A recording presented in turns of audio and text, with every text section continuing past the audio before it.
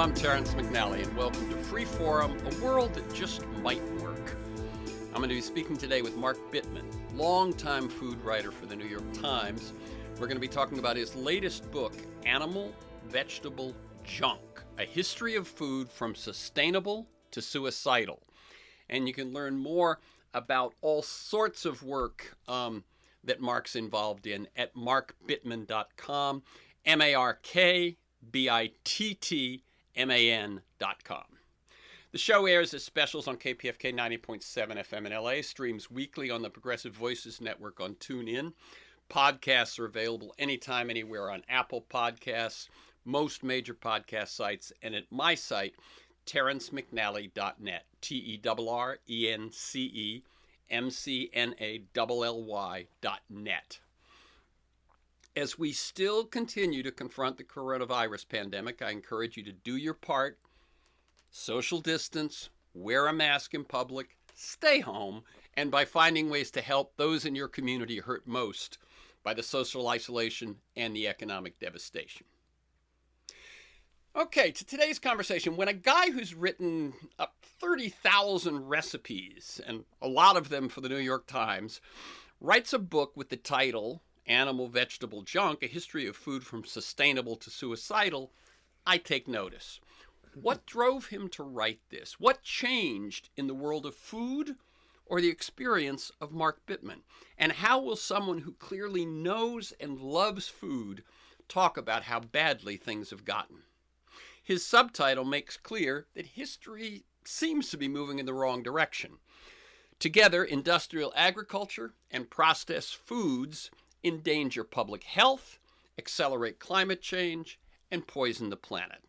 One very specific indicator I ran across, an international meta-study of nearly 400,000 patients published last summer in Obesity Reviews, found that people with obesity who contracted COVID were 113% more likely than people of healthy weight to land in the hospital, 74% more likely to be admitted to an ICU, and 48% more likely to die. Turns out junk has consequences. Let me just share with you and with Mark a bit of my own path with food. I organically farmed a couple of acres with two others in 1971 in Connecticut off the Long Island Sound. Following the advice of Mother Earth magazine, we turned the soil, collected and spread chicken manure, released ladybugs, plucked ears off corn stalks, and ate them on the spot. We sold our produce by the side of the road and made a run every day to collect waste from two nearby grocery stores. The best stuff we ate, and the rest filled hills of compost. We harvested the final crops in the fall and shared them in a great Thanksgiving feast with our friends at a nearby commune. I stopped eating meat in 1969. I reintroduced poultry in the mid-'80s, a concession to my first wife. I've always eaten some seafood. I eat pretty simply, and I minimize ultra-processed food. And really, for me, it's all based as much as anything else on just personal preference. Also, rather than talk about the environment, I view our work as the development of a healthy relationship with the rest of nature. And I find the broad, deep, ecological context in which Mark traces our relationship with food that feels right to me. Mark Bittman worked the food beat at the New York Times for 30 years as a food journalist and columnist, an opinion columnist, and the lead magazine food writer. He's the author of 30 books, including How to Cook Everything, the series, VB6, Eat Vegan Before 6 to Lose Weight and Restore Your Health for Good, and How to Eat, written with David Katz, MD. Bittman starred in 4 television series. He's a longtime regular on the Today Show. His 2007 TED Talk, What's Wrong with What We Eat, has 5 million views, and he's won 6 James Beard Awards. He's also the founder and editor-in-chief of the Bittman Project. You can find that at BITTMAN-Project.com. Welcome, Mark Bittman, to Freeform, a world that just might work.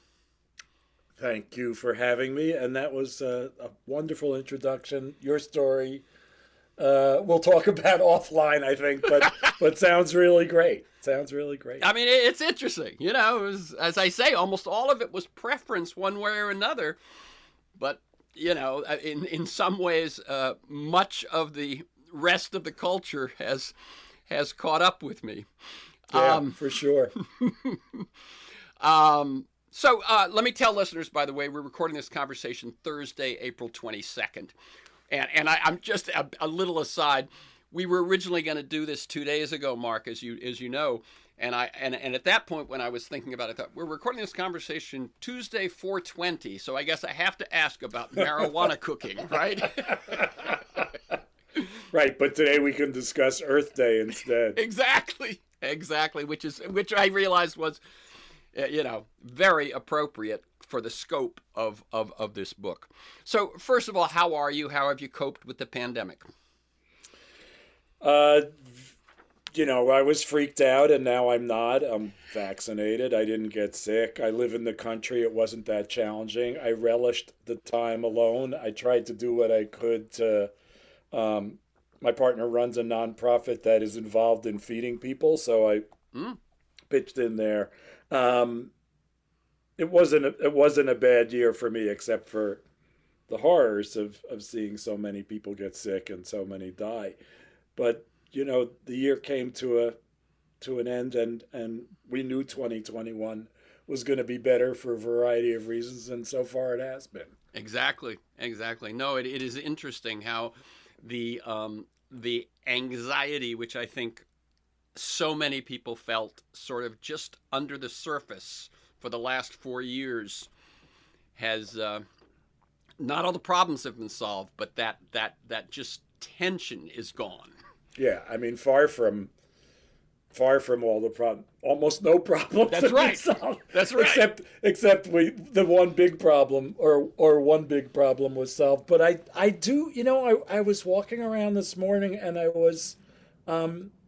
I just felt really good, and I thought, I just, you question it like, why am I feeling so good? And I thought, I think I used to feel good a lot of the time, but then I just had these years where you'd wake up feeling, oh my God, what terrible thing is going to befall us now? And it does just feel different. And I know for many people it's not different. And even for me, objectively, it's not that different, but it just feels better. Yeah.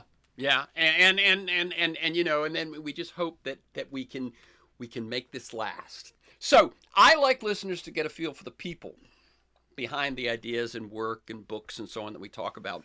So can you tell us a bit in your own words about your path to the work you do today? And feel free to mention mentors, turning points, moments of decision. And I guess one question that I have in there is, when you started your career, did you plan or expect to write about food for the next few decades? Well, the short answer to that is no, but I'll get to that.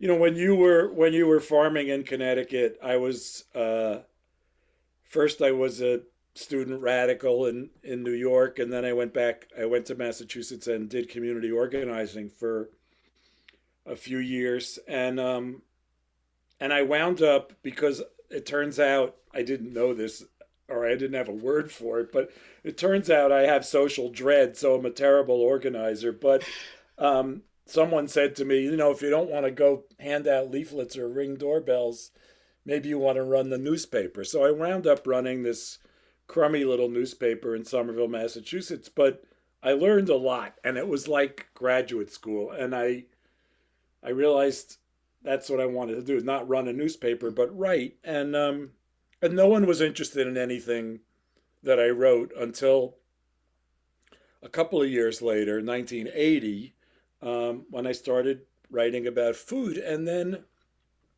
I really don't know exactly what happened, but there was I was writing for one paper, and then I was writing for three papers, and then I lived in Connecticut at that point. Also, then I was the restaurant reviewer for Connecticut Magazine, which was a big deal, and then I parlayed that into writing for the Times. I wound up being editor of the old Cook's Magazine, which was later reborn as Cooks Illustrated. I was editor of that too, and on and on and on. And it was at no point, I mean, I would say until well into this career as a food writer, 5 years in, 7 years in, even 10 years in, I was not convinced that I was going to be a full time food writer. I kept trying to write about other things, sometimes successfully, sometimes not. But I kept cooking and I kept writing about recipes and I kept getting better at that. And people kept wanting me to, or that is, I kept having success in writing food pieces. Um, and then in the 90s, I became a more regular contributor to the Times. And I wrote my first cookbook. And then I teamed up with Jean-Georges Van Gerichten, who's one of the world's great chefs. And we wrote a book together. I was asked to write How to Cook Everything. I was asked if I wanted a weekly column, a weekly cooking column at the Times, which no one says no to, obviously. Um, and things were good. And then 20 years ago, 15, 20 years ago, I started to realize that I could write about more than cooking and still write about food. And it took me a long time, and it took me the example of, well, especially Eric Schlosser's Mm-hmm. Fast Food Nation, to recognize that I could bring the issues that I'd always cared about, issues of justice and fairness and class and race and gender, all of those things. I could bring those things to food if I took food more seriously and Mm-hmm. looked at it with a broader lens. And I started to do that and started to become interested in agriculture and nutrition and so on. And by 2010, I convinced the Times to let me write the weekly opinion column about food, which was obviously a big deal.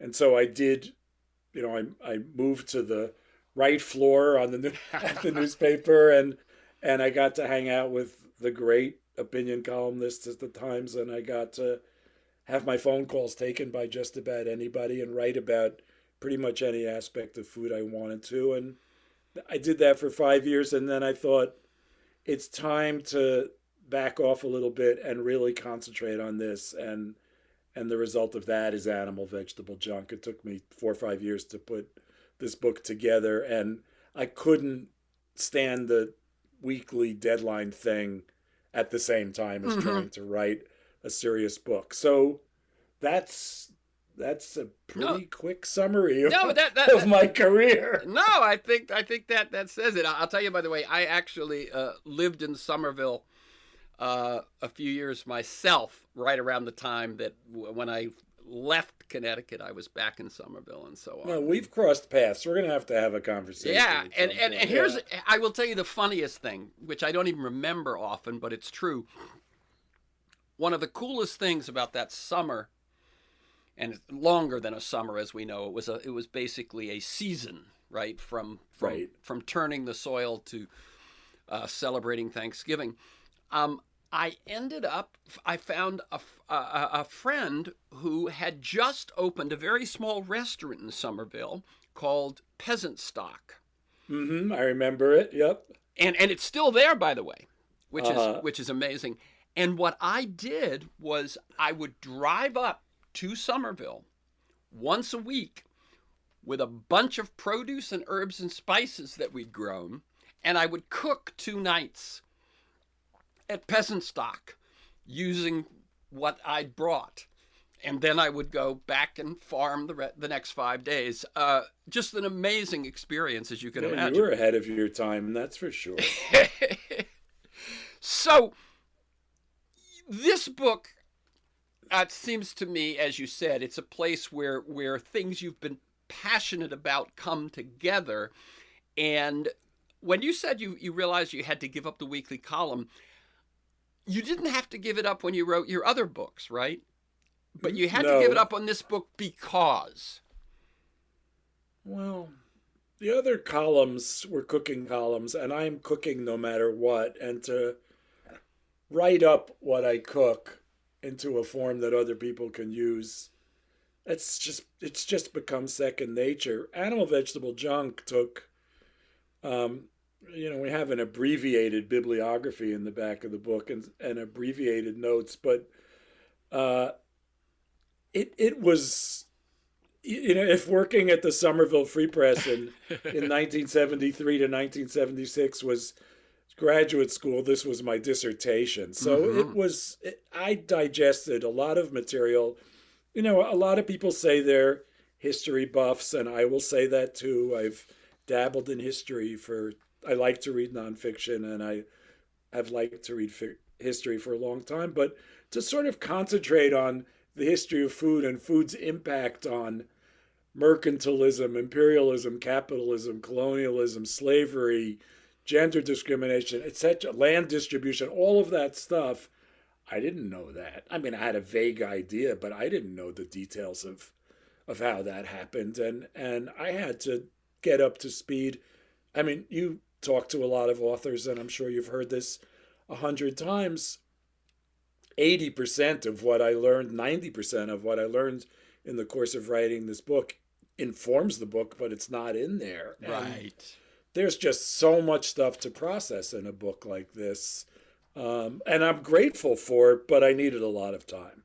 Yeah, you even said you've said that a model for you in this, in a way, was *Sapiens* by Yuval Noah Harari. Can you say uh, a how you feel that, and what sort of template that gives you? Yeah. When I left the Times in 2015, I didn't really, well, I can back up a year.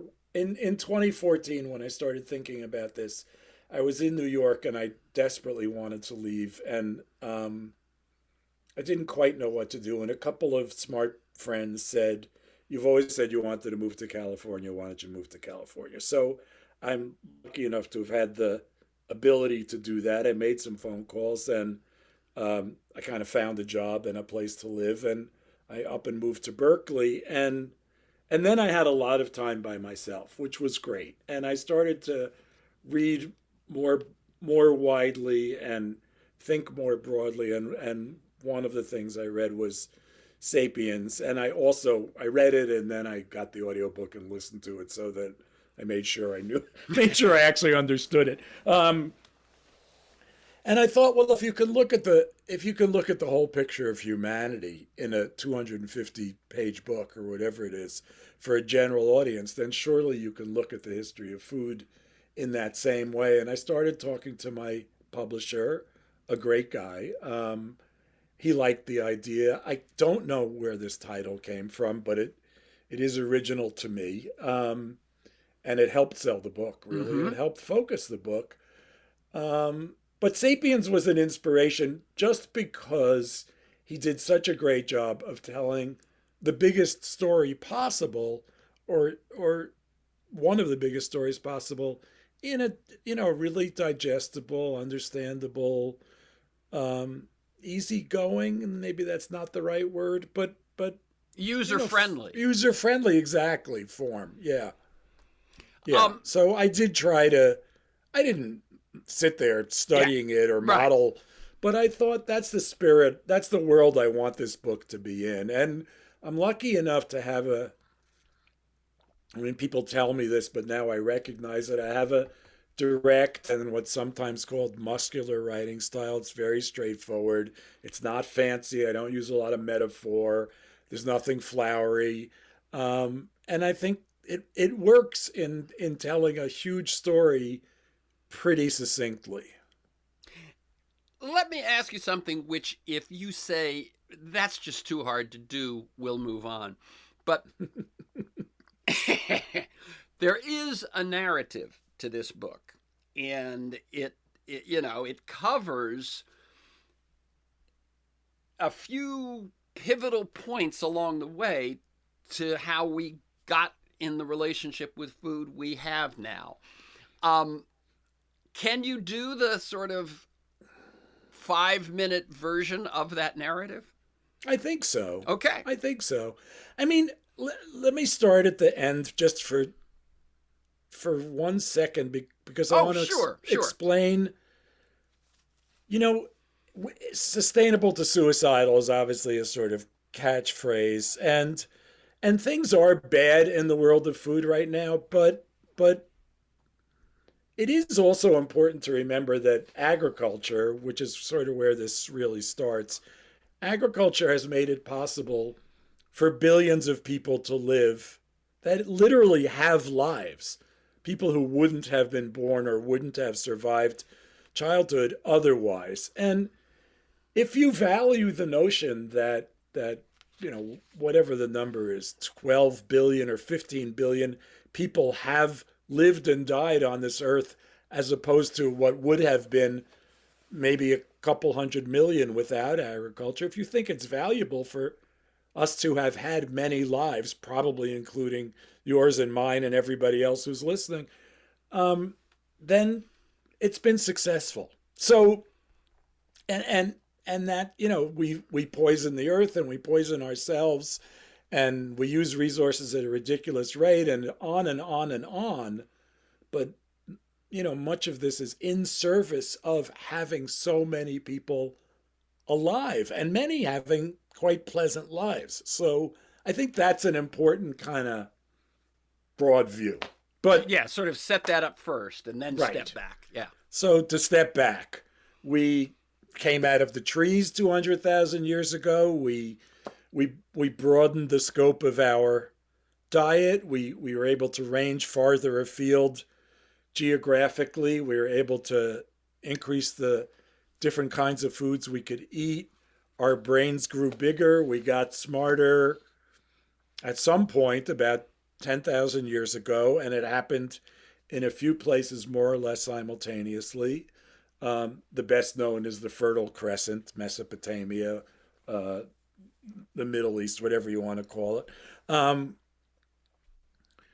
People recognized that not only could they plant seeds and tend them, not only could they herd animals into a closed valley and have control over them, they could do this year in, year out, and they could count on having having crops and having animals. And that was the beginning of agriculture. But with that recognition um, came the recognition that if I'm planting crops, then those crops are not yours to forage.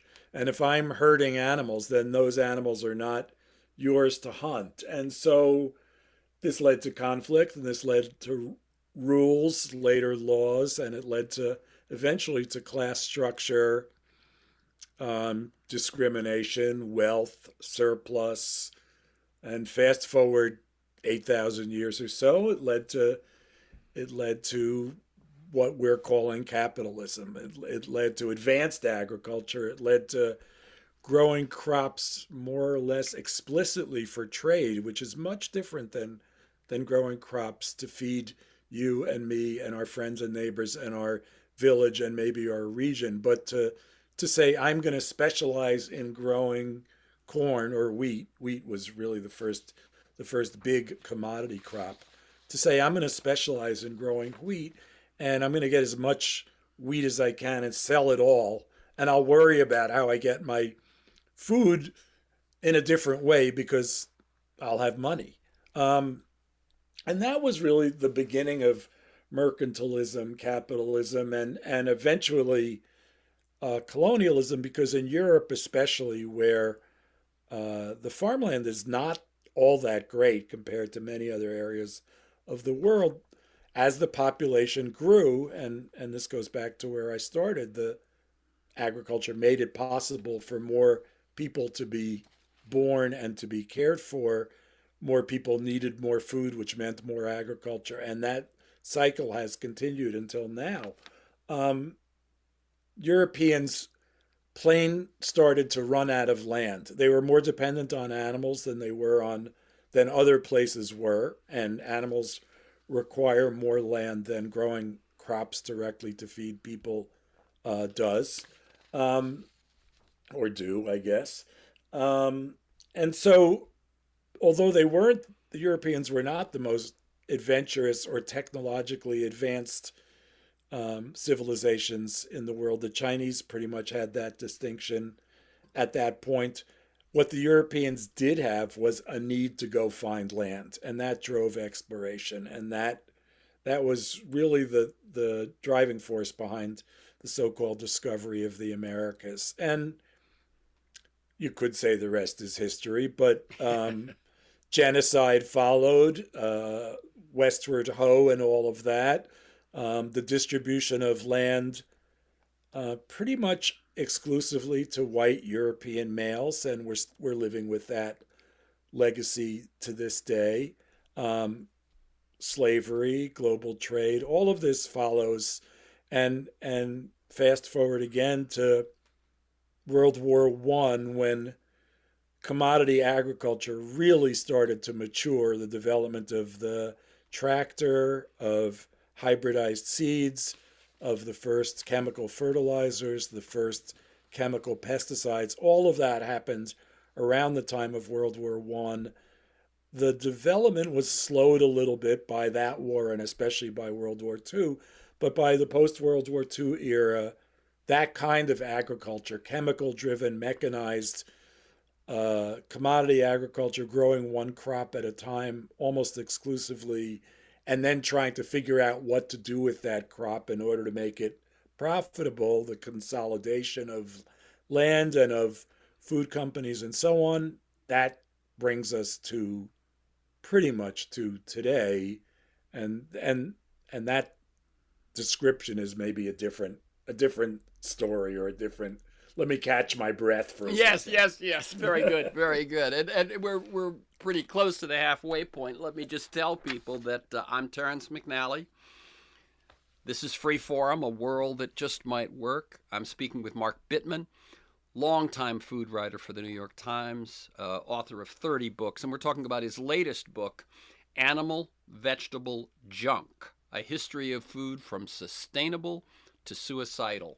And you can learn more about his book, his work, the Bittman Project, Heated, etc. Some of the projects that he has ongoing at markbittman.com, and it's Mark with a K and Bittman with two T's, MarkBittman.com. So we've set up kind of how it started, how it's moved. I'm going to read 3 quotes from you, and then I want you to flesh out the problem we face. Mm-hmm. And I often ask this question: is how is such and such broken? How is our voting system broken? How is our Mm-hmm. healthcare system voting?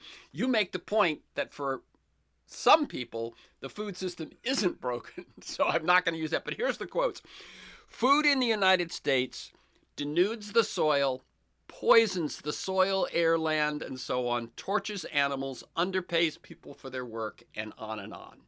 If something other than the food system, say an invading army, were to do that, you would mobilize the troops and get to work fighting it. Until now, many of our food-related problems could be chalked up to ignorance. That's no longer an excuse. What are we reaping from what we've sown, to kind of torture the metaphor? Yeah, I guess. The ignorance. I, I don't know why I start at the end instead of the beginning habitually, but the ignorance is no excuse thing fascinates me, because I, you talk to a lot of forward-thinking people, and again, I'm sure you've had this conversation, but we've never known as much as we know now. I mean, that's a fact.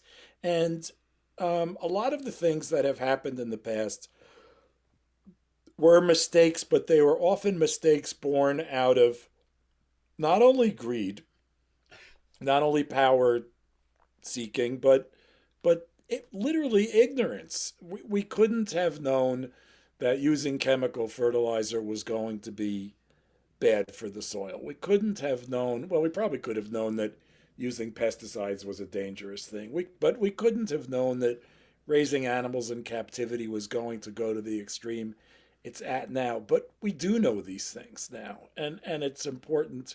I think one of the goals of the book is to sum this up and to recognize all of the all of the mistakes, all of the things that we've done wrong. We haven't done everything wrong, but all the things that we've done wrong have led us to this point, and it's time to try to find our way out of this. So it's very much like the climate crisis in that way. We couldn't have known that burning fossil fuels was even going to be polluting, let alone wreck the climate or threaten to wreck the climate. And it's the same with industrial agriculture. We couldn't have known that topsoil was going to get washed away so quickly, that people's water supplies would be threatened, that and there'd be antibiotics in the soil, that we'd sell our souls in order to eat meat, which we've kind of done. And I haven't even mentioned the fact that the leading cause of death in the United States is chronic disease, and the leading cause of chronic disease is diet. So we are literally poisoning ourselves. We have the most expensive healthcare system in the world, and that is because we have among the worst diets in the world. And that that's a problem, and that's a situation we have to work our way out of. And we know at least how to begin to work our way out of it. We don't know what the end game is, but we do know how to turn this around. Of course, like so many other things, it takes political will, it takes organization. Yeah. One of the things that I think underlies the point you make, which is that it wasn't an evil plan, Right. that has reached fruition. That so much of what we're dealing with is unprecedented, right? Monoculture had never been attempted to the scale we did. Right. Animals had never been, cooped to the extent we did. All this, so many of the things we now, as you say, we are no longer ignorant of. We know, and what we know now even is the effects on our health and the effects on our environment. That we didn't know, and partially I say we didn't know because we'd never been there before. Right. You asked two big questions that I'm gonna. The first one is, what is food for? Mm. Well, I ask everybody to ask themselves that question, because I don't think that food is for the benefit of big corporations and their profits. I think food is for feeding humanity as best we can in some kind of harmony with the earth. You don't have to go too far down this road to start sounding like a little woo woo, but ecology, and you said this at the top. Ecology is an important thing, and the oneness of people, land, water, air, animals, even rocks. That's not a joke, and we don't recognize that often enough. For us to survive, everything else has to survive also, and we're just a part of this picture. And that again, that's something that maybe was part of religious theory or religion for hundreds or thousands of years, but now this is science also. This is known. We can't survive on a planet that isn't hospitable to everything. Yeah, I'll tell you. I was even thinking. I hadn't expected this book, or your thinking, or your voice in this book, to go quite as broad as it does, and quite as deep as it does. But it brought me back to think conversations that I had with guests 20 years ago that somehow I stopped having. But I remember one of them was, how does the hypnotic hold of the mechanical worldview just, how is it so strong that science has known that all energy, comes from the stars, and that there is only, kind of one source of this energy. So and that energy and matter, I mean, you know what I mean? All that Yes. stuff we learned at the start of the 20th century, it's phenomenal that in practice we still act mechanically, reductively. I often Mm. say that, and I'm really taking you, sort of to the height or the depth of this, but I often say, the conventional view of reality is sort of that it's dead, separate, and static, and reality is alive, interdependent, and dynamic, and there's Yeah. just no question. Yeah. Well, I think, we to go back to why it took me so. I mean, it didn't take me longer than it should have, but why it took me a while to write this book and to feel like I had enough of a grip on the material.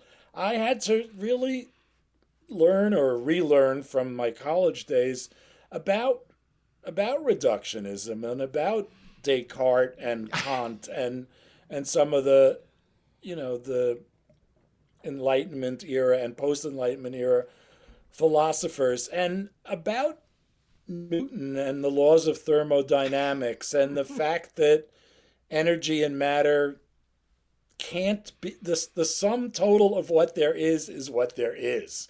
So if you use it and it expires, it goes into a different form, but you can't use it again.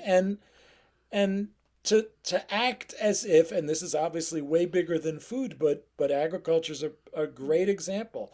To act as if resources are um, eminently usable, eminently replenishable, when they're not, unless you take care to replenish them, that is suicide. It really Yeah, is. yeah, almost literally. Um, you, I'm gonna dig into this a little bit more. You write the food system, and you've just said this yourself in a few minutes ago, but the food system is not producing food primarily to nourish people. It's producing food primarily to generate profits. And as I read that, I thought, so is it with healthcare? Mm-hmm. So is it with elder care?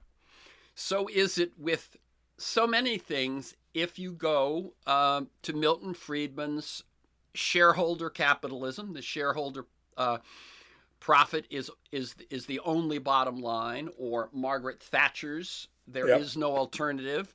Um, but rules and regulations that include or pursue objectives other than profit can work. I think it's not insanity that we could actually make an objective like well-being, of equal status with profit. And I just wanted to point out Rebecca Henderson of the Harvard Business School Mm-hmm. and Branko Milanovic, the economist, both said the same thing, that the key flaw when shareholder value as the only goal really becomes damaging is when you realize and act on the fact that one of the most effective strategies to increase profit is to overwhelm politics and government with money and write your own rules. And they said that's kind of the turning point. Once you begin to do that and get away with it, now capitalism is not going to work for the good of all. No, I mean, it's questionable whether it ever worked for the good of all. But when you let profits dictate everything, then you're basically just saying all that matters is profits. And that, if your goal is to say, if your goal is to answer the question, what is food for, or even what is society for, Right. What is life and for? right, and your answer is to maximize mutual well-being, or to sustain the species in a healthy fashion, as opposed to benefit the most ambitious, the strongest, the most clever, most ruthless, whatever it is. Those are two really different things. And this Two is different realities. right. Absolutely. And it's not news about capitalism. I mean, um, it's just that it's so extreme at this point, and it's evidenced, as you said, it's evidenced in healthcare, it's evidenced in transportation, it's evidenced in income, it's evidenced in every struggle around Yeah. labor, and on and on. Even though there are studies that will show you that paying workers better Yeah. does not necessarily impede profit, but you can make that case, but it's become so stark and so zero sum, that it's a, the whole winner take all Yeah. thing, or it's it's But by extreme, but it's the way, also it's unconscionable. It's yeah. just really unforgivable in a way. But the specific point that Henderson and Milanovic make is that the when the way to maximize shareholder value is to run the regulations, is to change the rules. And I think in this area, in the food area, that is so clear. The Farm Bill, time after time, has been not to deliver food and welfare to the American people or to the American land. But the goal for Farm Bill after Farm Bill has been, to make it work, to make the subsidy system work for the subsidized farmers.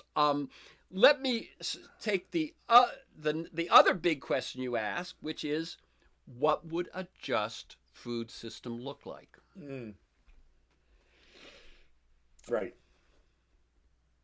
Well, I ask that question, and I really don't think it's answerable because I mean, we can all have our own fantasies about what a just food system or a just society, because you can't have one without the other, what that would look like. But really, since I've written the book, I've come to think it kind of doesn't matter what your fantasy is about that. It's going to sound great, but the real question is, what's the road look like? And when you ask that question, what does the road to a better food system look like, or what does the road to a more fair, more just society look like?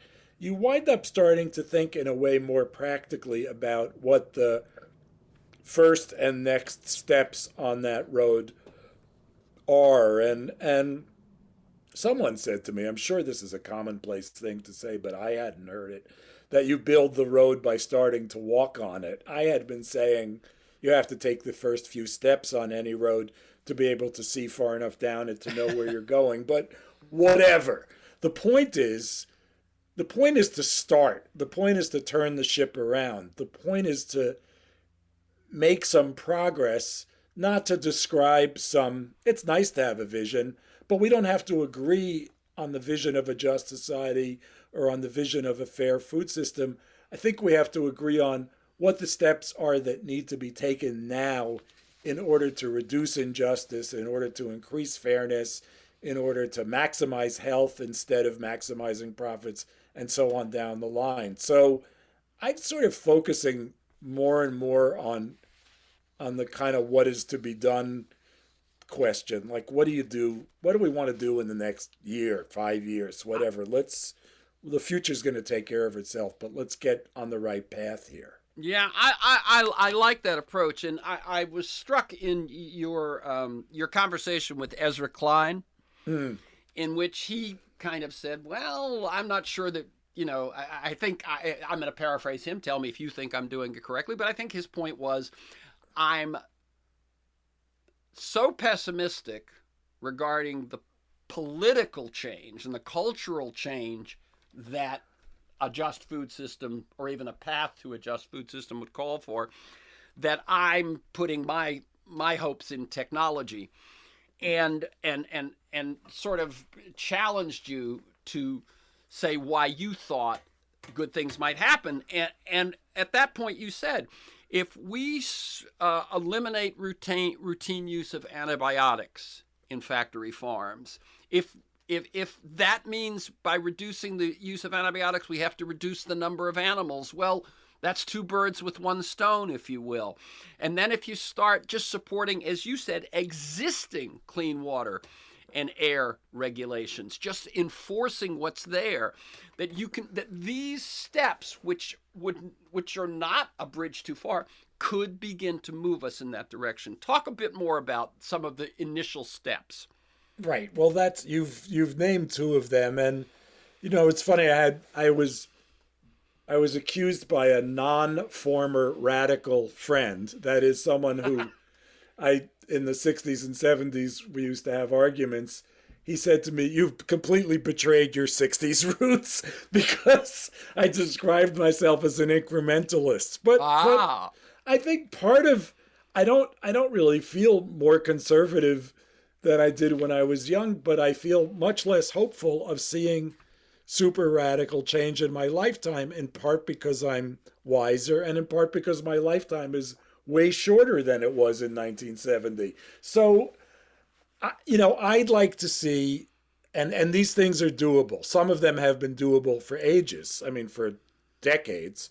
They're all doable in the next 5 years, and they all are justifiable, make sense, and as I said, would sort of show us the way where we should go. I mean, if this stuff happens, then when it happens, I'll have a list of the 5 things to do next. It'll be easy, but right now it is getting the routine use of antibiotics out of the food supply. 80% of antibiotics are administered to animals, not people, and it's increasing antibiotic resistance and increasing disease. And it's more than possible that people of our age will go into the hospital one day and there won't be antibiotics that'll fix whatever's wrong with us, and that's a shame. So that's one thing, and yes, that may make it so that it's more difficult to produce animals industrially. That's a good thing. I think if we enforced existing clean water and air laws, we'd make it even more difficult to produce animals industrially, which would be a good thing, not only for the animals, but for the environment, for our personal health, public health in general, especially for people who live around those factory farms, which anyone who lives near a factory farm is at a super high rate of risk of developing a variety of cancers. I think limiting the marketing of junk food to children, limiting the marketing of junk food, period, but especially to children, is an important thing that could happen. We can't expect to have healthy adults or adults with a healthy attitude about eating until we teach children how to do that. We all know how hard it is to change our diets as we grow up, and that's because our preferences are really set when we're young. Um, what else is there? Getting land into the hands of people who want to farm it well. I mentioned before that the land in this country was basically given away Mm-hmm. for free or nearly free, but almost exclusively, of course, at the cost, great cost to indigenous people. But it was stolen from those people and given almost exclusively to white European men. So the majority of people in this country, even then, but now especially, are not white European men, and they were shut out of one of the biggest land giveaways in history. So, how do we get land into the hands of people of color, of women, of indigenous people, and so on? And how do we encourage them and help them farm it well? That's that kind of land reform. That's pushing it a little bit. That's not going to happen in the next Right. 5 years. But the conversation can happen now, and it is happening. And there was some there were some important provisions for black farmers in the COVID Relief Act, and that was like the first really good thing that the Biden administration did, I think, and that's important. So I don't know. I might have said there were 5 things, and maybe I. Well, one that you have said elsewhere, which kind of is in a different lane, is to fix tipped wage. Oh yeah, labor. Of Is course. is the people involved? Yeah. I mean, it's funny, when I started writing the opinion column about food for the Times, people talked about animal welfare and everybody ignored labor. I mean, it was unbelievable. It was really unbelievable. And I'm I wasn't the first person to write about that, but I like to think that I was early on in the bandwagon that said, yeah, great, I'm all for animal welfare, absolutely, for sure, but what about people who are getting paid $7 an hour to work, or tipped workers where the minimum wage, the federal minimum wage for tipped workers is $2.13 an hour, and the employer is supposed to make up the difference between that and the normal hourly minimum wage, but that that doesn't often or always happen. And these are holdovers from racist laws, racist labor laws passed when the agricultural and service industries were dominated by formerly enslaved people and by immigrants, but immigrants not from Europe, immigrants, of course, from Asia or Central and South and America. and So and also by women. yeah, and by women. So right, domestic service as well. So there's some legacies here that linger, not only in the food industry but in others, but a lot in the food industry. The majority of the bad paying jobs in this country are food related. And this is stuff we can deal with. We can pass a $15 an hour. I mean, the fact that we're even talking about $15 an hour as a federal minimum wage when everybody in their right mind knows that you need to make $30 an hour to have an acceptable by our standards standard of living. And we're talking about phasing in $15 an hour over a 4 or 5 year period. And we can't even pass that law. Now I'm getting angry, but Yeah. I'm going to point out one other thing that you mentioned, which I think is a pitfall here. I recently interviewed climate scientist Michael Mann, the one who is famous for the hockey stick graph.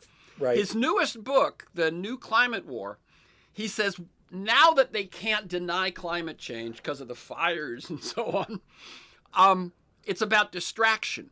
Well-intentioned people arguing over personal behavioral choices, while the biggest contributors to climate change, the ones where it would call for collective action to take them on, don't get enough attention. I feel like something similar in the food world. Totally, absolutely, and so there's and in a way I appreciate you're not going in this direction, because I think I've done something like 70 interviews for this book, which is a lot. It's only been and I would say the majority, if not the vast majority, wind up at some discussion at some point talking about how should I eat. And we know how people should eat. Everybody knows, if I just say the 2 words, good diet, everybody pretty much conjures up the same images in their mind. It's not that challenging. And yes, people can do that, but that's not going to change the food system. And it's the same as changing your light bulbs. Great. Yes, most people can do that, or driving a Prius. Fabulous. But that doesn't, the latest example of this, and it's interesting because it's both a climate and an agriculture issue, is the discussion of sequestering carbon. So it's kind of a red herring, because there's nothing wrong with sequestering carbon, but that just, as you just said, that's a distraction from not generating carbon, which is really the big issue. You are not going to farm in a way that is going to start sucking as much carbon out of the atmosphere as industrial farming generates. And it is just like, if it's almost as if ExxonMobil or ConAgra or Monsanto or PepsiCo say something, you just have to immediately assume the opposite is the truth. I mean, it's because they're not going to say anything that's really helpful to the population at large. Yeah, I remember there's this point where we're talking about change and we're talking about steps that can be taken.